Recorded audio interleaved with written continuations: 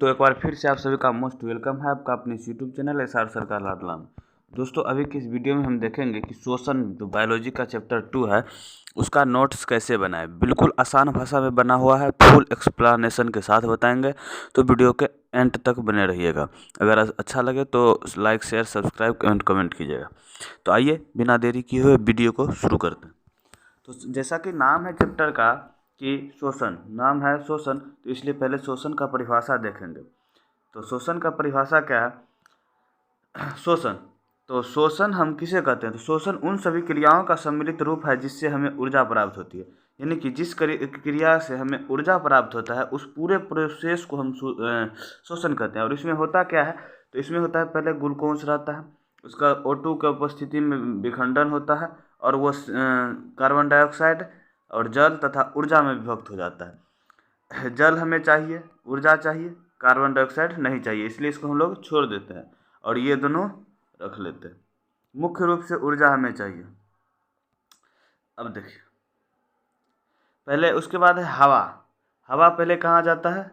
फेफड़ा में जाता है। यहाँ पे O2 यानी कि ऑक्सीजन की उपस्थिति में इसका विखंडन हुआ, तो ये क्या है? हवा है। तो हवा सबसे पहले कहाँ आता है? हवा सबसे पहले जाता है फेफड़ा में।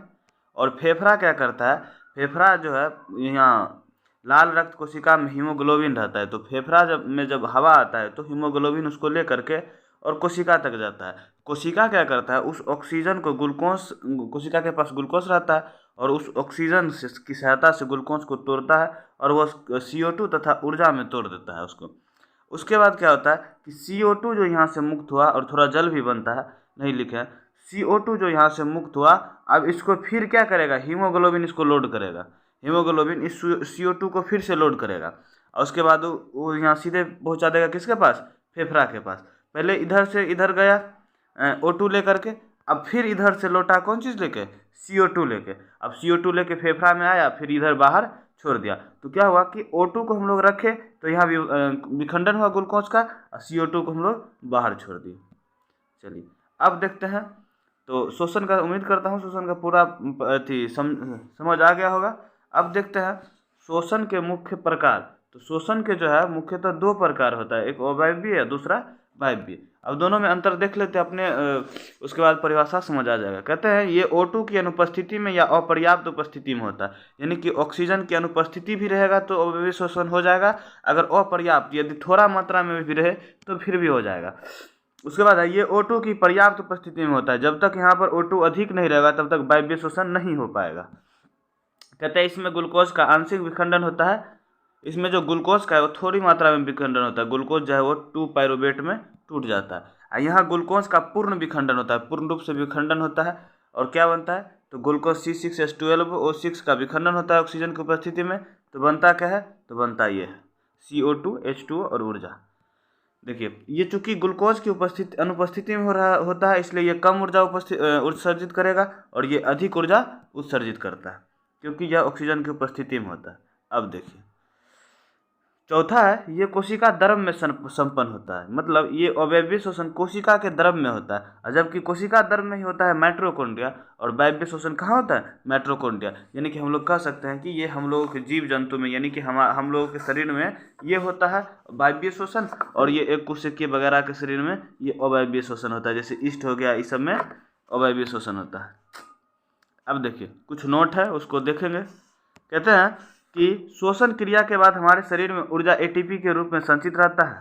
जब शोषण क्रिया करते हैं तो उसके बाद जो ऊर्जा मुक्त होता है वो हमारे शरीर में ATP के रूप में संचित रहता है। और जब भी हमें ऊर्जा की ज़रूरत होती है, यानी कि जब भी हम ऊर्जा की ज़रूरत होती है तब क्या होता है कि बंधन टूट जाता है और हमें ऊर्जा मिल जाता है। यानी कि ATP मतलब होगा एडेनोसिन ट्राइफॉस्फेट। तो ट्राई मतलब हुआ 3। तो जब भी हमें ज़रूरत होता है तो एक बंधन टूट जाएगा और हमें ऊर्जा मिल जाएगी। जितना ऊर्जा हम संचित किए थे उतना ऊर्जा हमें क्या होता है? मिल जाता है। अब उसको देख लेते हैं। तो शोषण के विभिन्न चरण हैं। पहले क्या होता है? तो पहले जो है वो ग्लूकोज रहता है और वो विखंडन होता है कौन चीज़ में? 2 पाइरुवेट में, उसके बाद ATP में। विखंडन के बाद क्या होता है कि ये अगर O2 की अनुपस्थिति रहेगा, यानी कि कह सकते हैं ये ईस्ट में होगा। अगर O2 की अनुपस्थिति रहेगा तो ये ईस्ट में होगा और क्या बनाएगा? एथेनॉल और CO2 बनाएगा। और जब O2 की उपस्थिति रहेगा पूर्ण रूप से तो ये माइटोकॉन्ड्रिया में संपन्न होगा और बनाएगा क्या तो CO2 बनाएगा, H2O बनाएगा और ऊर्जा बनाएगा, जो कि हम लोगों में होता है। ठीक है, हम लोगों में यही होता है, मतलब ATP माइटोकॉन्ड्रिया में O2 के उपस्थिति में टूटता है। अब देखिए, जब ऑक्सीजन का 3 कंडीशन हो सकता है, हो सकता है कि ऑक्सीजन फुल रहे, हो सकता है ऑक्सीजन का अभाव रहे। तो जब ऑक्सीजन तो पूरा रहेगा तो वो देख लिए, और नहीं रहेगा वो देख लिया। अब अभाव में यानी कि कम मात्रा में रहेगा तब क्या होगा, तो जब ऑक्सीजन कम मात्रा में रहता है यानी कि हमारे पेशी में ज़्यादा परिश्रम वाले काम करते हैं, उस समय ये मतलब रिलीज होता है। तो O2 के अभाव में क्या होता है कि पेशी में लैक्टिक अम्ल का जमाव हो जाता है। ठीक है, पायरुवेट का विखंडन होता है तो वो लैक्टिक अम्ल के रूप में जमाव हो जाता है। अब देखते हैं पौधे में शोषण। क्या देखेंगे, पौधे में शोषण। कहते हैं पौधे में शोषण जड़, तना तथा पत्ती द्वारा होता है। देखिए, पौधे सिर्फ पत्ती द्वारा ही शोषण नहीं करता है, बल्कि जड़ और तना द्वारा भी शोषण करता है, तो इसको ध्यान रखिएगा। अब देखिए कुछ पौधे के शोषणांग देखेंगे। अगर पौधे का जड़ शोषण कर रहा है तो वो किससे करेगा, तो मूल रोम से करेगा। यदि पौधे का तना शोषण कर रहा है तो वो बात रंध्र से करेगा। बड़ा ऑब्जेक्टिव क्वेश्चन बनता है कि तना किससे शोषण करता है, तो बात रंध्र से। यदि पत्तियां शोषण कर रही है तो वह किससे करेगी, रंध्र से। चलिए अब थोड़ा परिभाषा देख लेते हैं। परिभाषा क्या होगा कि पेड़ पौधा अपने पत्तियां, तना और जड़ में स्थित छोटे छोटे छिद्र के द्वारा आसपास के वातावरण में स्थित वायु को अपने अंदर खींचता है। इसे क्या कहते हैं, पौधे को शोषण कहते हैं। यानी कि पेड़ पौधा जो है अपने वातावरण आसपास में जो हवा है उसको अपने अंदर खींचता है, तो इसे क्या कहते हैं, एक रंध्र द्वारा खींचता है। जो पक्षी पत्ती में रहता है, यहाँ पे बात रंध्र द्वारा खींचता है, मूलरोम द्वारा खींचता है, तो इसे इस प्रक्रिया को क्या कहते हैं, शोषण कहते हैं। पेड़ पौधे में शोषण मंद गति से होता है। पेड़ पौधे में शोषण कैसे होता है, धीरे गति से होता है। चूंकि पेड़ पौधे को ज़्यादा काम नहीं करना होता है, उसे ज़्यादा ऊर्जा नहीं चाहिए, तो वो शोषण क्यों करेगा, क्योंकि बहुत कम ऊर्जा में उसका काम हो जाता है, उसको ऊर्जा साफे नहीं चाहिए, वो शोषण क्यों करेगा। देखिए शोषण होता है कब, तो दिन में भोजन कब बनता है, दिन में CO2 ग्रहण करता है पौधे और O2 छोड़ता है, जबकि रात में O2 ग्रहण करता है और CO2 छोड़ता है। यदि क्वेश्चन पूछा जाए कि पेड़ पौधे शोषण में कौन सा गैस लेते हैं, तो कहिएगा O2। पेड़ पौधे शोषण में O2 गैस लेते हैं। ठीक है, जब विखंडन करना होता है तब CO2 लेता है। तो ये बहुत इम्पोर्टेंट है, इसको ध्यान रखिएगा कि मतलब पेड़ पौधा शोषण जब करता है तो वो कौन गैस लेता है, तो वो ये O2 गैस लेता है। जब भोजन बनाता है तब वो CO2 ग्रहण करता है। ठीक है, और प्रकाश संश्लेषण कब होता है, दिन में होता है। अब देखिए, अब देखेंगे जंतुओं में शोषण। क्या देखेंगे, जंतुओं में शोषण। तो कहते हैं सूक्ष्म जीव में शोषण। जंतु कई प्रकार के होते हैं, तो सबसे पहले सूक्ष्म जीव में देखते हैं। तो इसमें शोषण विसरण के द्वारा होता है। इसकी कोशिका झिल्ली अर्धपरागम्य होती है। देखिए इसमें विसरण के द्वारा शोषण होता है, मतलब क्या हुआ कि अगर ये इसका ये पार्ट है तो इसके अंदर से हवा जल जाएगा, इसके अंदर से मतलब कभी भी निकल जाएगा, जा सकता है। अब देखिए अर्धपारगम्य मतलब क्या हुआ कि ये जो है इसका जो कोशिका झिल्ली रहता है, मान लीजिए कोशिका झिल्ली है, तो ये कुछ चीज़ को पार होने देगा और कुछ चीज़ को नहीं पार होने देगा। इसे क्या कहते हैं, अर्धपरागम्य कहते हैं, यानी कि पूर्ण रूप से कोई चीज़ आर पार नहीं हो सकता है। अब देखिए विसरण का परिभाषा लिख दिए हैं, तो उसको देखते हैं। कहते हैं कि जब कोई चीज़ अधिक सांद्रता वाले क्षेत्र से कम सांद्रता वाले क्षेत्र की ओर जाए तो इस प्रक्रिया को विसरण कहते हैं। देखिए इसे हम एक बढ़िया उदाहरण से समझते हैं। मान लिए कि ये एक टैंक है, ठीक है, ये एक छोटा टैंक है और इसको पाइप की सहायता से हम पानी को गिराएंगे, तो थोड़ा जब ये थोड़ा प्रेशर बनेगा तो ये नहीं होगा कि कभी भी इससे पानी इसमें चल जाएगा। इसमें से पानी किस में आएगा, इसमें आएगा। या इसको हम पहले ऐसे बना लेते हैं, ये एक टैंक है और इस टैंक के सहायता से कहीं नल यहाँ पे एक नल लगा है, ठीक है, ये मान लिए नल है। तो क्या होगा कि जब ये नल हम खोलेंगे तो तुरंत पानी यहाँ से निकलने लगेगा। क्यों निकलने लगेगा, क्योंकि इधर जो पानी का जमाव था वो ज़्यादा था, इसलिए कम की ओर गया। तो यहाँ सांद्रता अधिक है और यहाँ सांद्रता क्या है, कम है। तो इसीलिए जब अधिक सांद्रता वाले से क्या होता है, कम की ओर जाता है। तो इसी प्रक्रिया को क्या कहते हैं, विसरण कहते हैं। यानी कि जब अगर कोई चीज़ की ध्रुव बहुत अधिक है तो वह कम वाले की ओर गति करता है। चलिए अब दूसरा देखते हैं बहुकोशिकीय जीवों में शोषण। तो हम लोग क्या है, बहुकोशिकीय है। कुछ जीव होते हैं जिसमें केवल एक ही कोशिका होती है, लेकिन हम लोगों में बहुकोशिकीय होता है, बहुत कोशिका होता है। तो इसका देखेंगे, जंतुओं में मुख्यतः 3 प्रकार के शोषण होते हैं, यानी कि बहुकोशिकीय जीवों में 3 प्रकार के शोषण होते हैं। पहला ट्रेकिया से, दूसरा गिल्स से, तीसरा फेफड़ा से। चलिए अब देखते हैं कि ट्रेकिया से कौन शोषण करता है। ट्रेकिया का आकार कुछ इस प्रकार से होता है, इस प्रकार से, मतलब पंख की तरह होता है। ये देखिए, तो ट्रेकिया यह अत्यंत शाखित नलीनुमा रचना है। देखिए नलीनुमा है, हाँ, जिसका पहला सिरा सतह से जुड़ा होता है और दूसरा सिरा कोशिका या उत्तक से जुड़ा होता है। ये कीट, तिलचट्टा तथा टिड्डा में पाया जाता है। देखिए इसका पहला सिरा क्या है कि सतह से जुड़ा है, और दूसरा सिरा क्या कहते हैं, दूसरा सिरा कोशिका या उत्तक से। ये सिरा अब कोशिका या उत्तक से अपना जुड़ा रहेगा, ठीक है। और ये किस में पाया जाता है, तिलचट्टा या टिड्डा। कहेगा तिलचट्टा किससे अपना शोषण ग्रहण करता है, तो क्या कहिएगा, ट्रेकिया से। अब देखते हैं गिल्स से कौन शोषण करता है, तो मछली जो है गिल्स से शोषण करती है, यानी कि जलीय जीव में मछलियाँ इसके द्वारा शोषण करते हैं। जलीय जीव जो है मछलियाँ वो गिल्स के द्वारा शोषण करती है। चलिए अब देखते हैं मनुष्य में शोषण अंग, मनुष्य में शोषण तंत्र, यानी मनुष्य कैसे शोषण करता है। तो मनुष्य में नसिका छिद्र, लैरिक्स या ट्रेकिया तथा फेफड़ा मिलकर शोषण तंत्र का निर्माण करते हैं, यानी कि मनुष्य में लैरिक्स, ट्रेकिया तथा फेफड़ा, ये 3 चीज़ मिल करके क्या करता है, शोषण तंत्र का निर्माण करता है। तो सबसे पहले देखेंगे नसिका छिद्र, जहाँ से वायु अंदर जाता है। तो मानव शोषण तंत्र की शुरुआत यहीं से होती है। ये जोड़े में तथा नाक के नीचे मौजूद होता है, यानी कि ये जोड़े में हमेशा पाया जाता है और नाक के नीचे मौजूद होता है। ये देखिए कुछ डायग्राम है।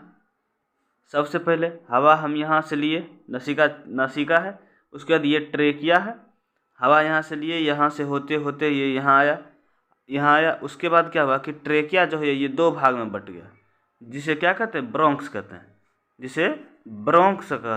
हैं, अब देखिए जब ये 2 भाग में बट गया तो एक भाग एक अलग फेफड़ा बन गया, दूसरा भाग एक अलग फेफड़ा बन गया। इसी को क्या कहते हैं कि ये फेफड़ा है। और ये पहले क्या था, ट्रेकिया आके 2 ब्रोंक्स में बट गया, उसे क्या कहते हैं, फेफड़ा कहते हैं। एक को अलग फेफड़ा कहते हैं, इसको अलग फेफड़ा कहते हैं। अब देखिए इसीलिए फेफड़ा क्या हो गया, 2 गो है। अब ब्रोंक्स जो है वो अंदर आके कई ऐसे रचना में बट गया, जिसे क्या कहते हैं, ब्रोंकीओलस कहते हैं। तो ये सब क्या है, ब्रोंकीओलस है। यही हवा को पकड़ने का, मतलब हर एक चीज़ का काम करता है। सबसे इम्पोर्टेंट काम यही करता है, ब्रोंकीओलस। अब देखिए ये डायफ्राम है। तो जब भी हम सांस लेते हैं, छोड़ते हैं, तो क्या होता है कि हमारा छाती जो है, वो क्या होता है, फूलता और पिचकता है। तो इसी के कारण छाती फूलता और पिचकता है, यानी कि अगर ये प्रेशर अंदर डालेगा तो छाती मतलब पचकेगा थोड़ा, और जब ये बाहर निकलेगा तो छाती क्या होगा, फैलेगा, ठीक है। तो इसीलिए डायफ्राम क्या करता है कि ये चेस्ट को फैलाने और सिकुड़ाने का काम करता है। चलिए 2 को देख लिए। अब देखते हैं ट्रेकिया या लेडिक्स। ये वायु के गमन का एक मार्ग है, देखिए है ना, ट्रेकिया लेडिक्स वायु के गमन का मार्ग है। इसी के कारण आवाज आता है। यहाँ जो ट्रेकिया है कंठ के नीचे, इसी के कारण क्या होता है, आवाज आता है। इसकी लंबाई जो है 11 cm तथा व्यास 22 mm होता है, मिलीमीटर। अब देखती है फेफड़ा। तो फेफड़ा को क्या कहते हैं, लंग्स भी कहते हैं।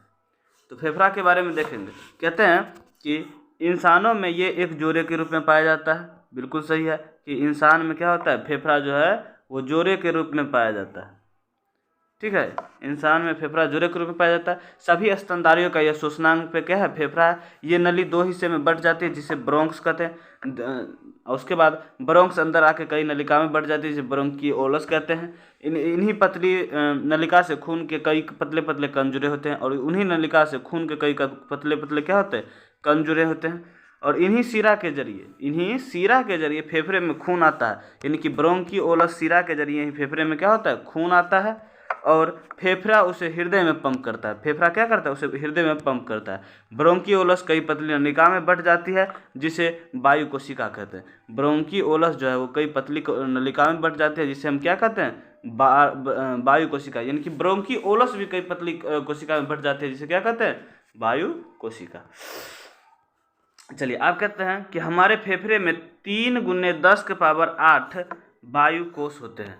हमारे फेफड़े में कितने वायु कोष होते हैं? तो 3 × 10⁸ कहते हैं हमारे फेफड़े में वायु कोष का आयतन 40 से 80 स्क्वायर फीट होता है। वायु कोष का आयतन हमारे फेफड़े में कितना होता है? तो 400 से 800 स्क्वायर फीट होता है। देखिए डायफ्राम क्या करता है, जब हम सांस लेते हैं तो हमारा छाती थोड़ा फैल जाता है, जब हम छोड़ते हैं तो छाती सिकुड़ जाता है। ये डायफ्राम के कारण होता है। यानी कि जब हम सांस लेंगे तो हमारा छाती क्या होता है? फैल जाता है, और जब छोड़ते हैं तो छाती क्या होता है? सिकुड़ जाता है। ये क्रिया कौन करता है? डायफ्राम करता है।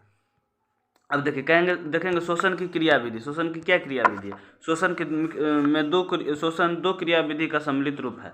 प्रश्वास। प्रश्वास वह क्रिया है जिसमें हम वायु को वायुमंडल से अंदर लेते हैं और वह वायु फेफड़े में पहुंचता है। जब फेफड़े में वायु हीमोग्लोबिन के द्वारा कोशिका तक पहुंचता है तो इस पूरी प्रक्रिया का क्या कहते हैं? प्रश्वास कहते हैं। यानी कि जब हम वायुमंडल से सांस लिए जिसमें वायु अंदर लेते हैं और वह क्या होता है कि हमारे फेफड़े तक पहुंचता है। जब फेफड़े में वायु हीमोग्लोबिन के द्वारा कोशिका तक पहुंचता है, यानी कि फेफड़े में आकर हीमोग्लोबिन उस हवा को लोड करके कोशिका तक पहुंचाता है, तो इस क्रिया को क्या कहते हैं? प्रश्वास कहते हैं। अब पुनः जब उस वायु को फिर वहाँ से CO2 रिलीज होगा, पुनः हीमोग्लोबिन उसको फेफड़ा तक लाएगा, इस क्रिया को क्या कहेंगे? उच्छ्वास कहेंगे।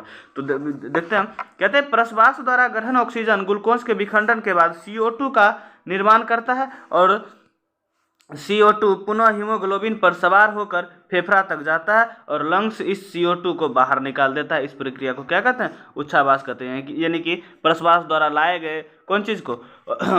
ऑक्सीजन से कोशिका विखंडन होता है, वहाँ से CO2 रिलीज होता है। CO2 को फिर पुनः हीमोग्लोबिन लाता है कहाँ पे? फेफड़ा के पास। फेफड़ा उसे बाहर पंप कर देता है। इस प्रक्रिया को क्या कहते हैं? उच्छ्वास कहते हैं।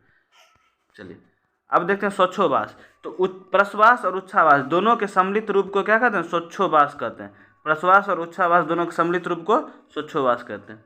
देखिए अब यहाँ एक छोटा सा डायग्राम है कि ये 2 फेफड़ा है, ठीक है, कहाँ कैसे कैसे वायु आता है। 2 फेफड़ा है, उसके बाद ये फेफड़ा है और फेफड़ा में O2 आ रहा है। O2 को क्या कर रहा है कि हीमोग्लोबिन लोड करके इधर ले जा रहा है और यहाँ क्या होता है कि O2 का परिवहन होता है और ये है कोशिका है। यहाँ पे क्या हुआ कि ग्लूकोज का O2 लेके आया और ग्लूकोज का विखंडन हुआ। क्या हुआ? ग्लूकोज का विखंडन, फिर CO2 रिलीज हुआ और CO2 को हीमोग्लोबिन फिर से लोड किया और फिर से क्या हुआ कि इस रास्ते से फिर इस फेफड़ा में पहुंचा दिया। अब ये फेफड़ा इसको क्या कर दिया? बाहर कर दिया। तो इस पूरे प्रोसेस को क्या कहेंगे? कि शोषण कहेंगे। तो शोषण इसी प्रकार होता है। चलिए इसका सारांश थोड़ा देख लेते हैं। इसमें क्या क्या हुआ?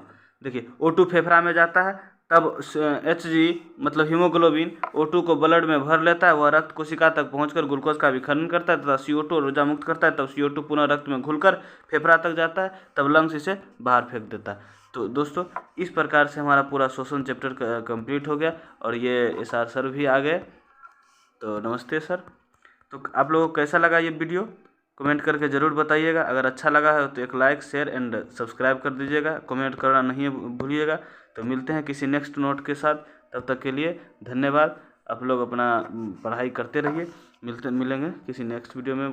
तब तक के लिए बाय।